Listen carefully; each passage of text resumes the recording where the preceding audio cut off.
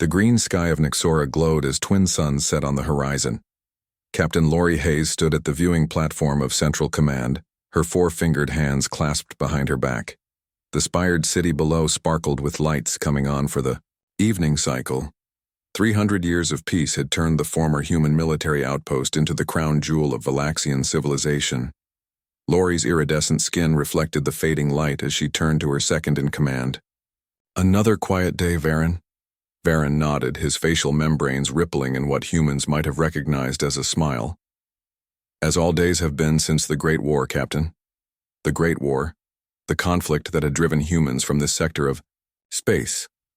The war that ended with the presumed extinction of humanity as a significant power. Now, humans were little more than stories told to frighten young Valaxians. "My grandfather used to tell me humans would return one day," Varen said quietly. "He fought in the final battles." Lori shook her head. "The humans are gone, Varen. Their colonies abandoned or claimed by other species. Their homeworld is a protected historical site now, empty of all but the most basic life forms." She gestured to the city below. "We have built something better from their ruins." As they spoke, neither noticed the small alert blinking on a rarely monitored console. Far beyond their detection systems, something was stirring. In the cold darkness of deep space, the USS Defiance drifted silently. The ship's outer hull showed battle damage from its last engagement. Inside, 36 cryogenic chambers hummed with power, as they had for centuries. The ship's AI, badly damaged in the battle, had spent 297 years executing repair protocols while keeping the crew suspended between life and death. In the primary cryopod, Commander Peter Daniels floated in suspension fluid. His last conscious memory was of giving the order to engage emergency protocols as Valaxian weapons tore through the Defiance's shields. The ship had been testing experimental temporal technology when it was caught in the battle. Hit by enemy weapons at the exact moment the temporal shields activated, the Defiance and its crew had been trapped in a pocket of slowed time. Now, as the ship's systems finally completed their centuries-long repair cycle, the first signs of life began to stir. Status lights on Commander Daniels' pod shifted from amber to green. The AI spoke for the first time in 3 centuries, its voice echoing through empty corridors. Primary systems restored. Revival sequence initiated for command. Staff. Frost melted from the cryopod's viewing panel. Inside, Peter's eyelids twitched. Meanwhile, on Nyxora, deep beneath the northern continent, something awakened in response to the Defiance's systems coming online. The humans had not abandoned all their technology when they fled. They had sealed some of it away, protected by safeguards and deadman switches. For centuries, these hidden facilities had remained dormant, undetected by the Valaxians who chose to build around, rather than disturb what their scientists believed might be human traps. In an underground chamber untouched since the evacuation, a console blinked to life. The facility began a self-diagnostic, power flowing through conduits that had been cold for generations. Deep beneath the Valaxian city, the earth trembled slightly. A young Valaxian researcher named Terrell was the first to notice. Working late, in the Planetary Science Division, he felt his instruments vibrate. At first, he thought it was a minor seismic event, common enough on Nyxora. But when he analyzed the pattern, confusion crossed his features. The vibrations were regular, mechanical. "This isn't natural," he whispered to himself, facial membranes contracting with concern. He reached for his communication device. This needed to be reported. Back on the Defiance, the first cryopod completed its revival sequence. The clear cover slid open with a soft hiss. Commander Peter Daniels gasped as his lungs filled with air for the first time in centuries. He coughed, body fighting to remember basic functions. A medical pod deployed nearby, administering revival drugs to ease the transition. Peter's eyes opened slowly, adjusting to light. His thoughts were fragmented, confused. The battle, the orders, the desperate activation of experimental shields. "Vega," he called out weakly, addressing the ship's AI. "Status report." The AI's voice came through nearby speakers. "Welcome back, Commander Daniels. Revival sequence successful. Your vital signs are stabilizing." Peter tried to sit up, muscles protesting after centuries of disuse. "The battle? The crew?" "The battle ended 297 years, 4 months, and 18 days ago, Commander. All crew are in stable cryostasis. Command staff revival is proceeding according to protocol." The words took several moments to process in Peter's mind. "Did you say years?" "Affirmative, Commander." The temporal shields interacted with enemy weapons fire, creating a stasis field. The Defiance has been adrift and undergoing automated repairs for nearly 3 centuries. Nearby, a second pod hissed open. Chief Medical Officer Susan Barnes emerged, coughing and disoriented. Soon after, Communications Specialist Eric Wright and Engineer Kelly Martinez followed. Each awakening was followed by confusion, then shock as they learned how much time had passed. As the command crew struggled to comprehend their situation, more pods began their revival sequences. Security Chief Alan Foster and Navigation Officer Diane Miller joined the others in the cryo bay. "Where are we?" Diane asked, her voice hoarse from centuries of silence. Vega responded, "We are currently at coordinates that place us at the edge of what was formerly contested space. The nearest charted world is Nexus Colony, approximately 14 hours at standard thrust." "Nexus?" Peter's mind cleared enough to feel alarm. "That was being evacuated when we left. The Valaxians were pushing our forces back. I have been unable to establish contact with any human frequencies," Vega reported. "Long-range communications were damaged in the battle and repairs were prioritized for life support and navigation." On Nexora, Captain Lori Hayes was awakened by an urgent communication. Terrell's findings had reached Central Command, and now multiple sensors were detecting unusual activity beneath the Northern District. "These patterns match nothing in our geological database," the young researcher explained as Lori studied his findings. "They appear to be artificial in nature." "From where exactly?" she asked, fully alert despite the late hour. "The old human installation, the one we built the city around rather than disturb." Lori's expression darkened. Every Valaxian child knew the stories of human treachery, of the deadly traps left behind when they retreated. Their cities were deliberately built around former human strongholds, leaving them sealed and isolated. "Assemble a team," she ordered. "Full protective gear. I want to know what's happening down there." As dawn broke over Nexora, neither the newly awakened humans nor the concerned Valaxians realized that their paths were about to cross after 3 centuries of separation. The planet trembled slightly again, ancient machinery coming to life beneath the surface, responding to a signal from the stars.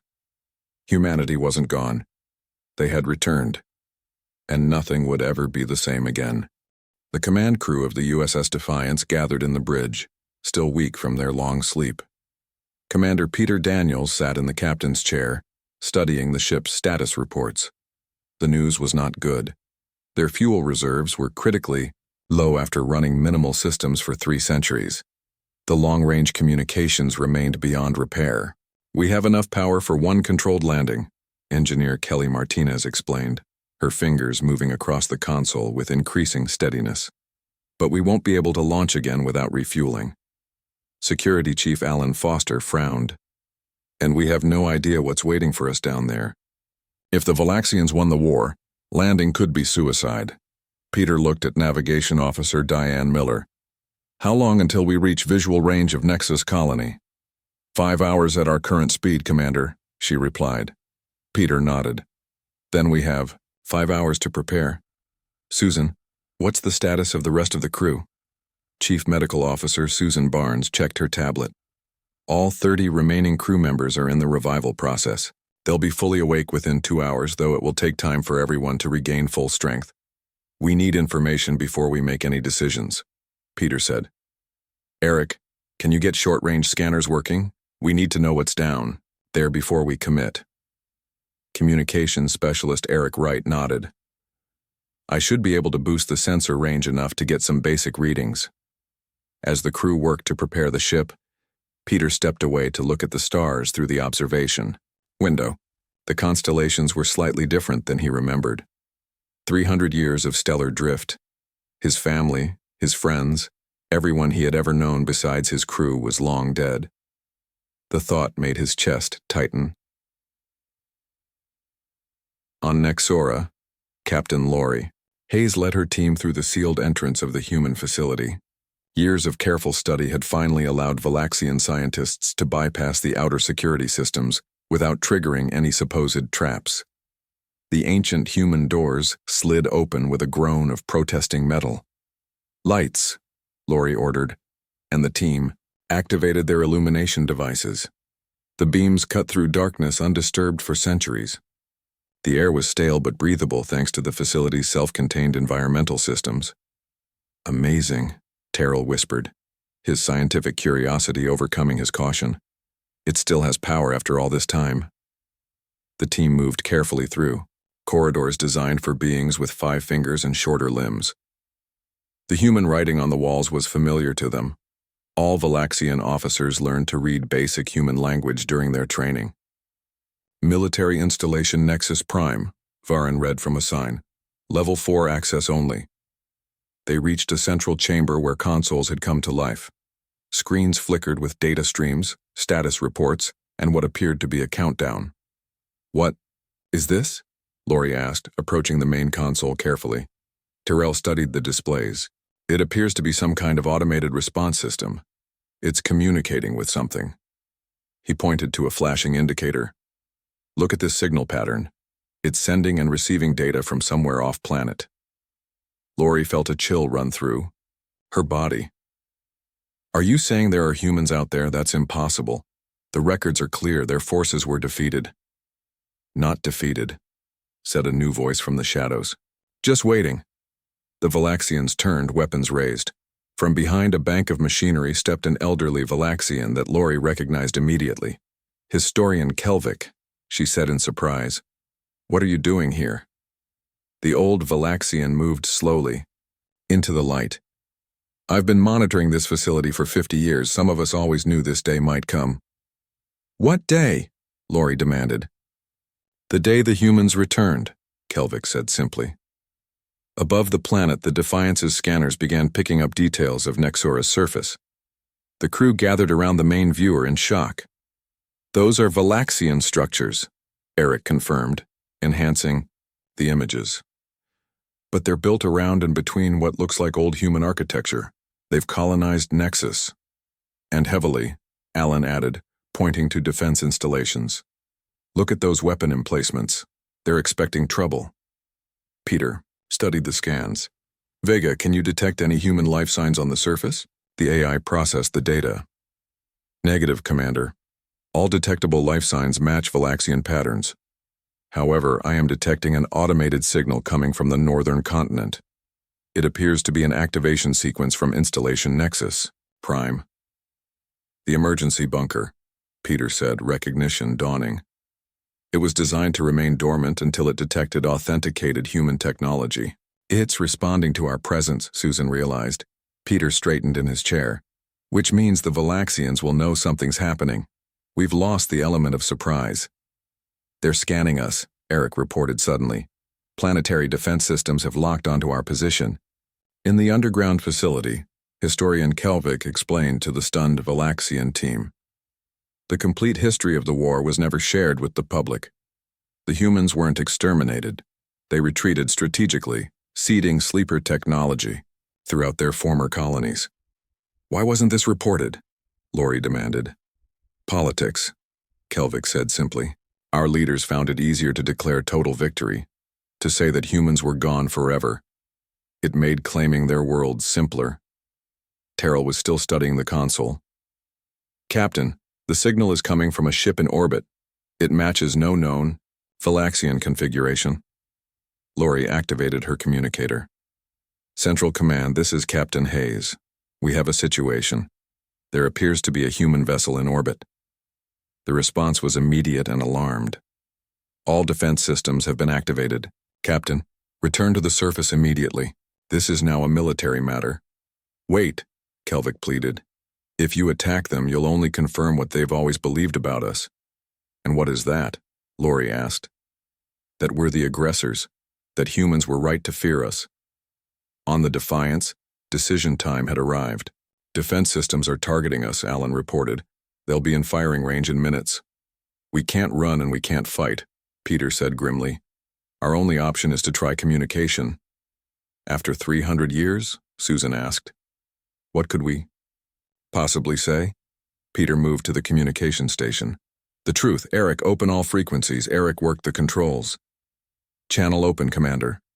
Peter took a deep breath. This is Commander Peter Daniels of the United Earthship Defiance. We are survivors of the conflict from 3 centuries ago.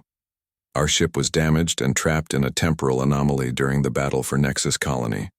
We mean no harm and seek peaceful communication. There was a long silence as the message was transmitted. Then Eric looked up. Commander, we are receiving a response. In the underground facility, Lori heard the human message played through the central command communication. Despite orders to return to the surface, she remained with her team, listening to the words of a ghost from the past. These humans claim to be survivors, one council member said over the communication. It could be a trick. The ship's configuration matches our historical records, another voice replied. It appears to be telling the truth. Lori found herself speaking up. Council, this is Captain Hayes. I am currently in the activated human facility with historian Kelvik. He believes we should approach this situation diplomatically. After a pause, the council gave its decision. Captain Hayes, you will speak with these humans, learn their intentions while our defenses remain ready. If this is truly a lost ship as they claim, perhaps peaceful resolution is possible. As Lori prepared to respond to the human message, both species stood at a crossroads of history. 3 centuries of separation were about to end. The humans thought extinct had returned, and the planet that had trembled at their awakening now held its breath, waiting to see what would happen next. The landing site was a flat plain 20 miles from the main Valaxian city. The USS Defiance descended through the atmosphere of Nexora, its hull glowing orange from the friction. Commander Peter Daniels stood on the bridge, watching the planet grow larger in the view screen. It had once been a human colony called Nexus. Now it was something else entirely. All systems stable for landing, Navigation Officer Diane Miller reported. Her hands moved steadily over the controls despite the tension in her voice. The Valaxians have cleared all air traffic from our descent path, Communications Specialist Eric Wright added. They're keeping their word so far. Security Chief Alan Foster wasn't convinced. They could be gathering forces on the ground. We should be prepared for anything. Peter nodded. Everyone will be armed, but weapons stay holstered unless I give the order. We need to show them we're serious about peace. The ship settled onto the ground with a gentle thud. Through the viewports, they could see Valaxian vehicles approaching from the city. The moment of truth had arrived. Landing team with me, Peter ordered. Susan, you're in charge of the ship. Keep the engines warm just in case. Chief Medical Officer Susan Barnes nodded grimly. Be careful out there. We don't know what 3 centuries have done to Valaxian attitudes toward humans. Peter led the landing party to the airlock. Engineer Kelly Martinez checked their portable air testers. Atmosphere is breathable, just as our records showed. Slightly higher oxygen content than Earth standard. The outer door opened. Peter took a deep breath and stepped onto the soil of Nexora, the first human to do so in 300 years. Captain Lori Hayes watched from her vehicle as the human ship's door opened. The vessel was smaller than she had expected, clearly designed for military purposes rather than colonization. The history archives showed images of much larger human ships during the height of their expansion. Remember, she told her team, these humans have just lost 3 centuries in an instant. To them, the war might feel like it happened yesterday. Varen checked his translator device. Already, Captain, though our language tutors say modern humans speak differently than those from the war era. The Valaxian party approached slowly as 5 humans emerged from their ship. Lori studied them carefully. They were shorter than Valaxians, with 5-fingered hands and skin that lacked the iridescent quality of her people. They wore matching blue uniforms with different colored strips on the shoulders. The lead human stepped forward. Commander Peter, Daniel's United Earth ship Defiance. Lori's translator converted the words smoothly. She stepped forward as well. Captain Lori Hayes, Valaxian Defense Force, welcome to Nexora. We knew it as Nexus Colony, Peter said, his eyes taking in the changed landscape. It looks very different now. 300 years will do that, Lori replied. Your message said your ship was caught in a temporal anomaly. Peter nodded. We were testing experimental shields when we were hit by Valaxian weapons fire. The interaction created a stasis field. For us, the war feels like it just ended. Historian Kelvik pushed forward eagerly. Fascinating. Our records mention rumors of human temporal experiments, but most scholars dismiss them as propaganda. Peter looked surprised. You study human history? Some of us do, Kelvik said. I've dedicated my life to understanding what really happened during the Great War, not just the official version. Lori gestured toward a larger transport vehicle. Perhaps we should continue this conversation somewhere more comfortable. The council is eager to speak with you. As they walked, Peter observed the Valaxians more closely. Their movements were graceful, their height imposing. History files had described them as aggressive and warlike, but these individuals seemed cautious rather than hostile. May I ask what happened after we disappeared? Peter ventured. Our records show the war was not going well for humanity. Lori exchanged glances with Kelvik. The official history says humans were driven from this sector entirely. Your colonies were abandoned or surrendered. And the unofficial history? Engineer Kelly asked shrewdly. Kelvik's facial membranes rippled. Much more complex. Some evidence suggests strategic retreat rather than defeat. Certain human outposts simply vanished, rather than fell in battle. Inside the transport, tension hung in the air. Both groups sat facing each other, centuries of conflict between their peoples creating an invisible barrier. What are your intentions now that you've returned? Lori asked directly. Peter met her gaze. We have nowhere else to go. Our ship can't make another space jump without refueling. We didn't plan to be here. We were supposed to be in stasis for 6 months, not 3 centuries. Meanwhile, back at the underground facility, Terrell continued studying the activated systems.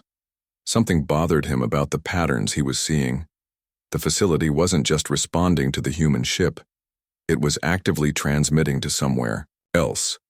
Central Command, he called urgently.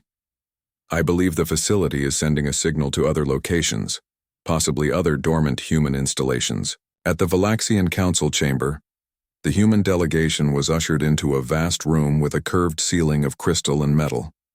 7 council members sat on an elevated platform, looking down at the newcomers with expressions ranging from curiosity to suspicion.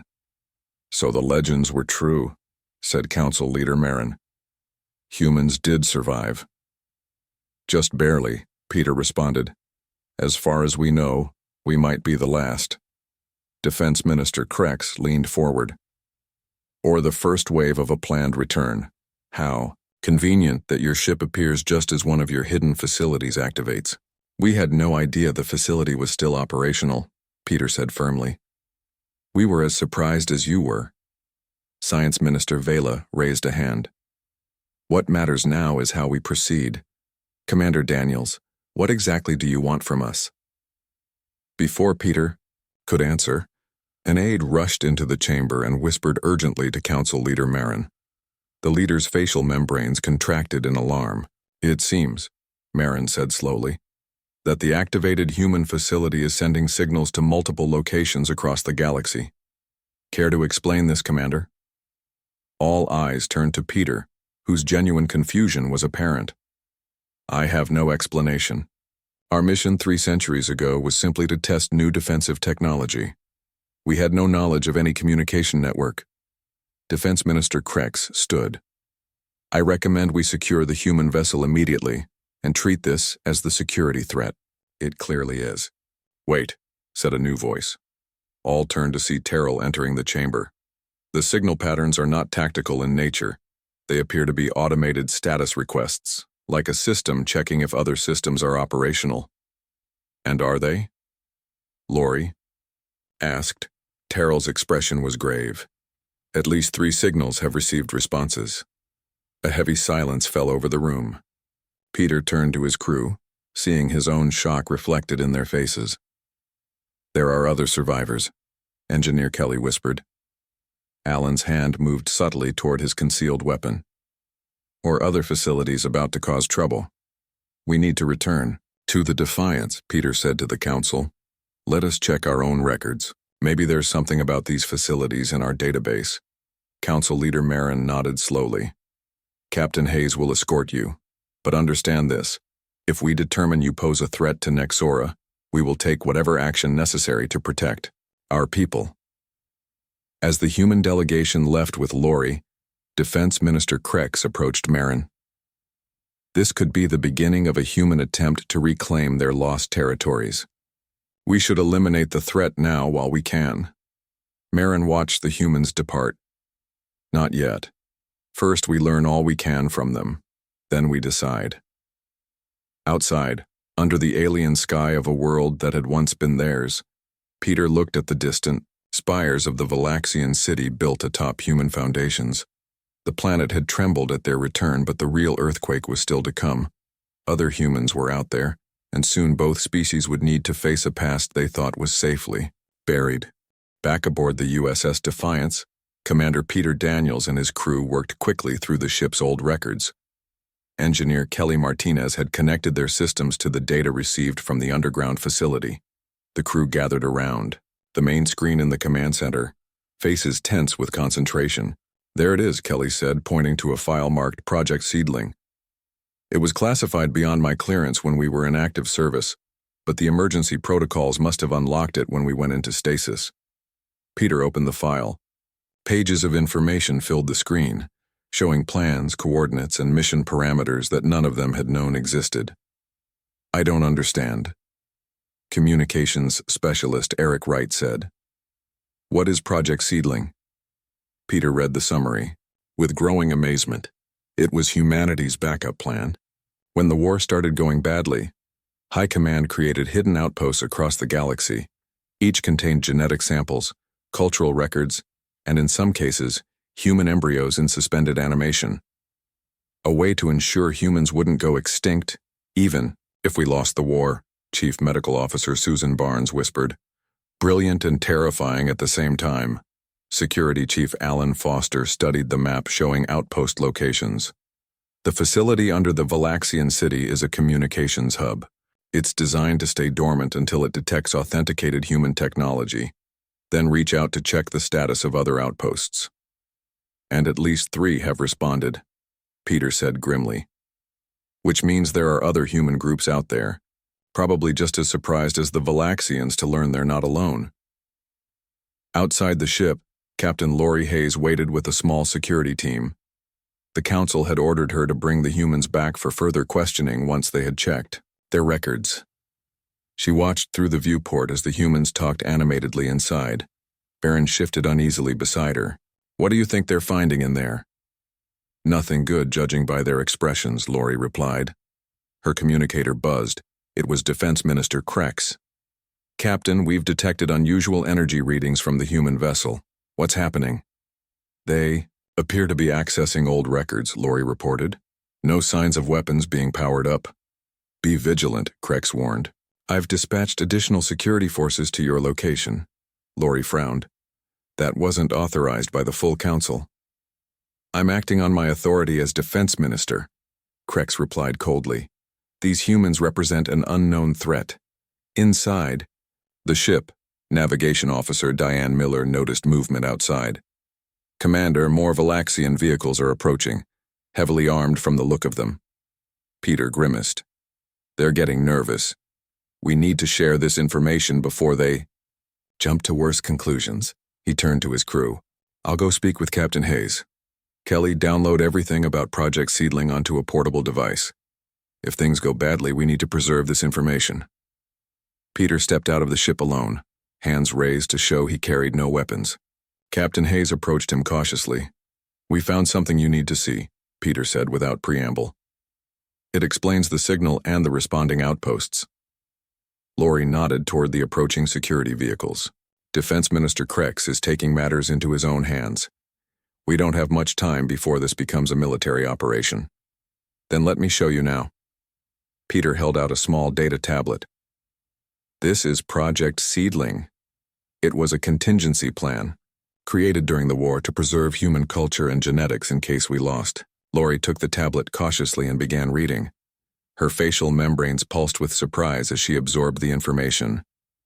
This says there are 12 outposts, she said, and they contain human genetic material. For repopulation? Yes, not a military force, a survival mechanism. The facility under your city is just a communications hub meant to connect them. Before Lori could respond, the security vehicles arrived. 20 armed Valaxians emerged, led by an officer who saluted Lori stiffly. Captain Hayes, by order of Defense Minister Krex, we are taking control of this operation. The humans are to be detained and their vessel secured. On what grounds? Lori demanded. New information suggests they pose a security risk, the officer replied, not meeting her eyes. Please step aside, Captain. Peter tensed, eyeing the path back to his ship. This is a mistake. We came in peace. Historian Kelvik had arrived with the security forces and now pushed his way forward. This is outrageous. These humans have shown no hostility. Inside the Defiance, Alan watched the confrontation through the viewport. They're surrounding the commander. We need to move. Susan grabbed his arm. If we show any aggression, they'll have their excuse to attack. We need to wait. Outside, Terrell arrived in a small vehicle, jumping out and running toward the group. Captain Hayes, the signals. I've translated more of the data. They're not military coordinates, they're survival shelters. The security officer stepped forward. That's enough, all of you step back from the human. Terrell held up his research tablet. Look at the evidence. This facility was never meant as a weapon. The tension was broken by a new sound, a deep rumbling from beneath the ground. Everyone froze as the earth trembled beneath their feet. Another activation, Terrell said, checking his instruments. Something big in the facility is powering up. The security officer raised his weapon. This proves they're a threat. Take them into custody now. No. Lori stepped between him and Peter. Stand down. That's an order. My orders come from Defense Minister Krex, the officer replied. In the confusion, Peter backed toward his ship. The ground shook again, harder this time. In the distance, they could see dust rising from the direction of the city. We need to get to the facility, Peter called to Lori. Whatever's happening, we might be able to stop it together. Lori made her decision. Varen, take half our team and escort Commander Daniels back to the facility. I'll deal with this situation. Here. The security officer raised his weapon higher. Anyone who moves will be fired upon. At that moment, a communication came through on all channels. It was Council Leader Marine, his voice urgent. All forces stand down immediately. Defense Minister Krex has been removed from command. Captain, Hayes is in charge of the human situation. The security officers hesitated, weapons still raised. What happened? Lori demanded into her communicator. Krex attempted to order a strike on the human vessel without council approval, Marin explained. And we've received a transmission from another human outpost. They're requesting direct communication. A stunned silence fell over the assembled group. Peter looked at Lori, both of them understanding the magnitude of the moment. It seems, Peter said quietly, that humanity isn't as extinct as everyone thought. The ground shook once more, but this time it wasn't just the facility.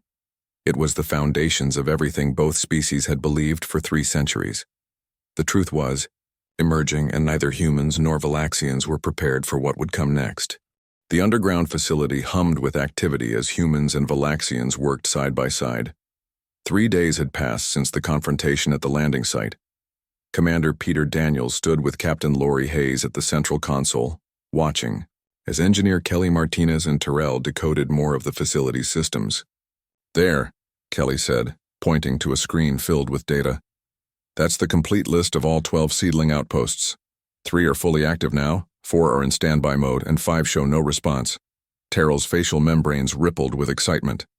The active ones are sending coordinates for a rendezvous point they want to meet. Peter looked at the star map that appeared.